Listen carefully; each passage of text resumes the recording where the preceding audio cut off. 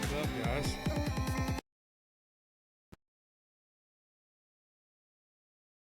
Like for you in the days leading up to the draft? I was pretty nervous. It was chaos. I remember my mom was trying to organize something because I wanted to do something that Thursday night to celebrate it, and she was trying to organize something, and she thought I was having like 10 buddies over, and we ended up having like 80 people at my house, and she wasn't too prepared for that, so she wasn't too happy. But personally, it was. You're hearing all these things, whether it's from you guys, your agent, all these different people tugging and pulling at you, hearing this and that, and really at the end of the day, you have no idea. So it's a whole whirlwind of emotions. What's the difference? You're only drafted where you were drafted in the first round, but do you get a sense from other players or even yourself if you're drafted in the first round versus in the second round and beyond as far as the pressure, what the expectations are for you as a first-round draft pick? Obviously there's expectations, but I think the beautiful thing about our culture that we have going here is everybody's treated the same, and everybody's expectations are to perform, and that's how I felt, at least. Different has this offseason been, given that you don't have those 4 months of workouts and preparations? You can actually have time. It's been great. I've been able to develop a routine as a Michigan resident, Michigander. Been able to figure out a morning workout routine, being able to, discover some fishing spots and really kind of get into a routine. And Coach Patricia always taps on how you can be so much more successful when you find yourself the comfortable routine. And I really felt like this year I'm not training for the combine. I'm not training to run 40 yards. I was able to better myself physically as a football player and then enjoy some time to get my mind right on the water and with my family. So it's been a good off season. We've seen a lot of those fishing photos. What have been some, your favorite spots, and what's the biggest thing you've reeled in this off season? Lake St. Clair is pretty money. It's pretty impressive. It's one of the top fisheries in the world, and it hasn't disappointed. The Detroit River, it's the annual kind of walleye run right now, and I've been able to befriend a couple local guides and some guys that really know what they're doing out there. So I've been able to learn a lot, and it's been fun. But I think that I've caught some big walleye. I think the biggest was a 7-pound walleye, and then a 4.5-pound smallmouth bass. That's the biggest so far in Michigan. Is that deep trolling on the river? On the river, that's just jigging, vertical jigging. A lot of people don't really think about it, but for college rookie guys, you guys go from spring ball all the way through and then draft prep. This has been your first break in probably, more than a year and a half. Yeah. How much do you think that can benefit you, whether it's fishing, just do you clear your mind from football, just totally take a break from it? I don't think I realized how much I needed it. You go from, especially in my case, I hurt my ankle my senior year, so I was rehabbing that, and then you go from that to the Senior Bowl to the Combine to everything else, and it's just like there is no let up at all, and then you've got all these emotions with these expectations, and you kind of just go, and you never get a second to step back and breathe. And I think this off season, I definitely got that opportunity to step back and realize that it was a great learning experience for me personally. Definitely not where I want to be, but to be able to sit back, reflect, catch your breath, realize how blessed and lucky you are, it's been good for me, I think, personally. How do you, Go ahead. yeah, how do you sort of figure out just how to handle this off season? You know, the first one as a full program. Yeah. Like you said last year, you had so much else going on. So do you talk to people, or is it just sort of? Yeah, I think there's no one's got it perfected. I think as people get older in their career, they enjoy more time. As the younger you are, I think it's more important to kind of get to work. So I mean, I leaned on guys like TJ, one of my buddies from Arkansas who played here, Travis Swanson, just kind of found out their off-season routines, how much time they took, how much they were working, and then coaches like my college coach, Ben Herbert. He was at Arkansas, my strength coach. He's at the University of Michigan now. So that's like 30 minutes down the road for me. So I was able to lean on him and kind of figure out what he knew, and we developed a program that really fit me, I felt like. When it comes to the football part of it, what was the game plan this offseason? I mean, what did you maybe want to attack, get better, improve on, or what was kind of your mission, the football part of this offseason? I think for me personally, it was just my balance. I mean, that may seem pretty broad, but in pass protection, a lot of it's just kind of weight distribution and balance. That was one thing I've really trying to work on, my pass sets and making sure I've got the weight and the right steps and everything. And then my eyes, and just honestly, I can improve. I kind of really focus on everything because I'm not near where I want to be, and I really think I can improve in every area. Like the changing coordinators now with Double, you know, have you had a chance to talk to him at all? And what sort of differences do you expect up front with his offense? I can't really speak exactly to the differences for the expectations, but I have had a chance to meet him, and he seems like a great guy. I know he went to the University of Wisconsin, which is a northern state where I'm from, so I appreciate that. And I'm just excited to kind of dive in and learn the ins and outs of his offense. We talked to Yelta down at the combine. Just what's it like being, I guess, on the flip side, and you giving a guy advice about going through the process? A lot less stressful. Yeah, Yelta's a great guy, and it's been fun for him to lean on me. Last year, he drove up to Minnesota from Arkansas. He drove 10 hours up to come to my draft event, if you so call it. And this year, I'm going to fly down to him in Arkansas. He's a great buddy, and it's good to give him advice and kind of try to act like I know what I'm doing and I'm mature and everything. But in the reality of it, I'm only a year older than him. But it's been good. You have a new offensive coordinator, but how important is it that your offensive line coach Davidson's back, and there's kind of that continuity there from the leader in your room? I think personally that's huge for me. Coach Davidson and Coach Fraley both, they helped me extremely, and I really like working with them. And to be able to have that continuity going into year 2, it's going to be great because we understand each other, we understand how to work together, and now we can just keep on growing. What was the toughest lesson, I guess, you learned last year, whether on the field, off the field, that you can carry on to be a better player this year? I think that's tough. There's so many lessons in your rookie year, it's ridiculous. But I think one thing that I really thought of right there is just confidence. It's so important in an offensive lineman and in NFL in general. But just kind of trying to keep my head. There were some few games where maybe the game got too big for me, or I was like, "Oh, that guy's good." But you got to keep your confidence because you're here for a reason. I was picked where I was for a reason, and I'm the football player I am today for a reason. So I just got to be confident and know that I belong here. Did you tell your teammate Yelp, did you tell him if the Lions don't call him or talk to him, it's a good sign they might be drafting him? Nah, I mean, that's funny. No, I haven't. I mean, I've just been talking to him about everything in general. Looking back, I mean, obviously you told us you were surprised that the Lions picked you because it was like radio silence from the combine. Looking back a little bit, were there any little hints that you thought about that they kind of indicated they were sort of interested in me at some point? Zero. I mean, I hadn't talked to them since the combine. You So, won't play poker with Bob Quinn then, right? yeah, I wouldn't. Any more for Frank?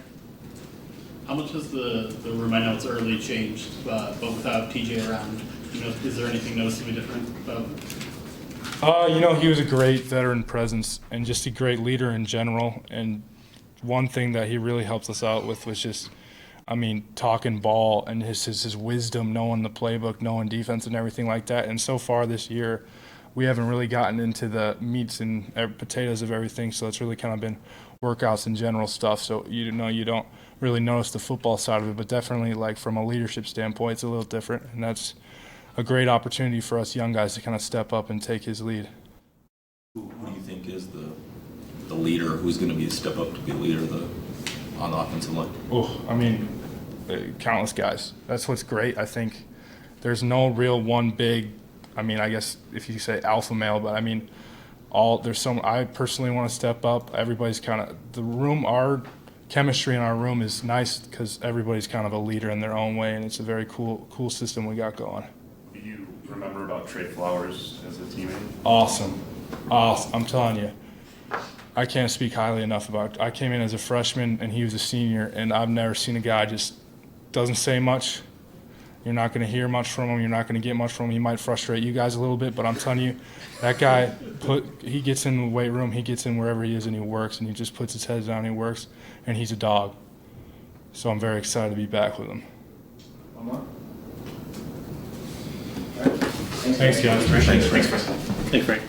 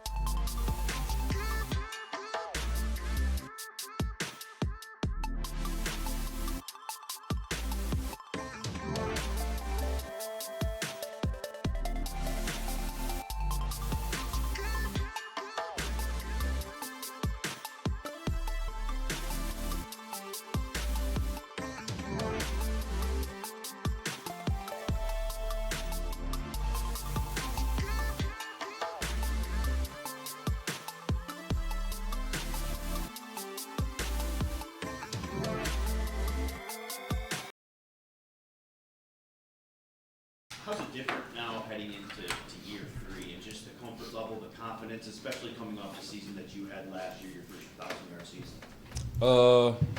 I mean, it's a lot different. You know, it's going into my 3rd year in the league, but the big difference is, you know, we have a new offensive coordinator, so it's going to be, you know, a learning process for everyone right now, and that's pretty much how it's been, you know, these first couple of weeks, you know, going in a position, meeting, and just learning the whole new offense. So do you have a copy of the playbook at this point? We pretty much just starting off slow. As of right now, you know, we just running and lifting.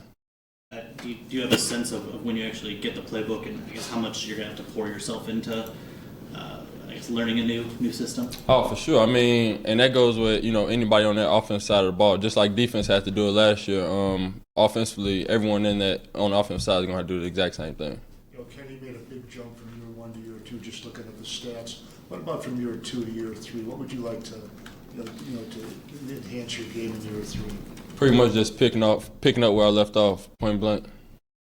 How much better do you think you can be this season under Darrell Bevell? Like I said, we just running and lifting right now. I don't even know all of the plays like that. I don't know where he see me at right now.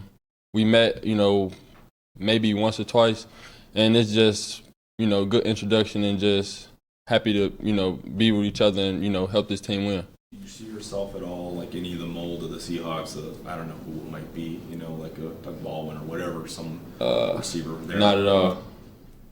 Your own guy, nothing from Seahawks. Yeah, I'm, you know, Kenny Galladay. With the time you spent in the slot last year, I mean, how much more of a complete receiver do you feel coming into this 3rd season? It just took a lot of meeting down with Coach Prince and pretty much just learning the playbook more. But since it's a new playbook this year, I'm just gonna have to, you know, it's more film time, more meeting time, and just breaking down the every position to know, you know, breaking down every position and learn every position. So when they do want to move me around to create a matchup, you know, it'll be easier for me. How much of the passing game in late last season did you think was on your back, you know, with the trade of Golden, the injury to Marvin? How much did you feel that you had to carry it? To be honest, I mean, I knew I was going to get more targets without, you know, Golden and Marv, but at the same time, we still had other guys like TJ, Andy that was making plays in those games as well. Go back to the slot question. I mean, you took like 20-25% of your snaps there. What about your game translates well to the inside spot? It's all matchups. You know, each game is different. One game plan might be I might be in the slot. One game plan I might just stay outside the whole time. So it's pretty much who we're going against. How much have you gotten to know Danny Amendola or even watched like his film to see how he could complement you on the field? We're still pretty much figuring each other out, but I know one thing, his work ethic is crazy, through the roof, and he want to push everyone. And when you got a guy like that, a vet guy like that, a savvy vet, and you really just want to follow up under him, you know. I'm not going to let him go out there and outrun me, you know, but at the same time, he's going to try to get the best out of everybody. And especially I know he want to get the best out of all the receivers. So I appreciate it. With Stafford, dealing with his family right now, have you had a chance to catch balls from Savage or from Connor Cook, or is it just strictly conditioning stuff right now? Conditioning stuff right now. I'm curious, looking back a few years ago, what was this week like for you as a draft prospect and just the craziness of it all? It was kind of fun, to be honest. Of course, I didn't know where I was going to be at. But at the same time, I feel like for any rookie, you just have to sit back and take it all in. And as the day got closer, the draft is Thursday, right? I think I went like day 2 or day 3, I don't remember. But it just gets exciting because a long time coming. So I'm sure all those rookies, that's coming in now, they got a big smile on their face and a little anxious, a little nervous, which you should be. But at the same time, it'll all be worth it. What was your reaction when you found out Tommy Lee Lewis had signed here? Well, I was talking to him pretty much the whole time, but I didn't know if he was going to do it or not. He kind of kept it a surprise to me too. But I mean, we were both pretty happy about it. Just going back to college days, us working together, grinding together, working hard, pushing each other, through everything, and we're just going to pick up right where we left off in college. How much do you actually pay attention to the draft? I mean, do you know the receivers that are coming out? I do not. I really don't pay too much about it. That process over for me. So I pretty much just come in and then I figure out whoever we draft, I guess, when it pops up on Instagram or Twitter. What was draft day like for you? I was actually back home in Chicago with all the fam, not knowing if I was going to go day 2 or 3. And, I really didn't even want one at home, just close family. And then after a while, once my name got called, we started having a little bit more family members come through, friends. And, man, I was just blessed, really. Did you know the Lions were in play for you? Say it one time? Did you know the Lions were a possibility for you, or was that kind of a surprise for you? Yeah, I did. I met with Coach Prince a few times, and me and him had a pretty good relationship. So I figured they'll, be a team that'll push for me, and it worked out perfect. You said in January that the Lions didn't need Antonio Brown. Can you just kind of expand on that? Like, why is he an elite receiver to help you guys? Really, I was just comfortable with who we had, and I still am. And, he with the team that he's with now, and, big ups to him. What about yourself? Do you see yourself as maybe grabbing that, number 1 receiver spot on the team and becoming the true leader on the offense? Whenever my number's called, I just want to make the play. So if people look at me as the number 1, I mean, we still got other guys on the team, then, I'm cool with that. But at the same time, I just go out there and try to make plays. You did take a big leap forward last year. I guess what's new? Like, what's the challenge this year? What more can you add to your game to kind of take another leap? The challenge is just picking up where I left off. Don't become complacent, Just keep my same focus, and that's what I'm going to do. All right, thanks, guys. Thank you, Kenny.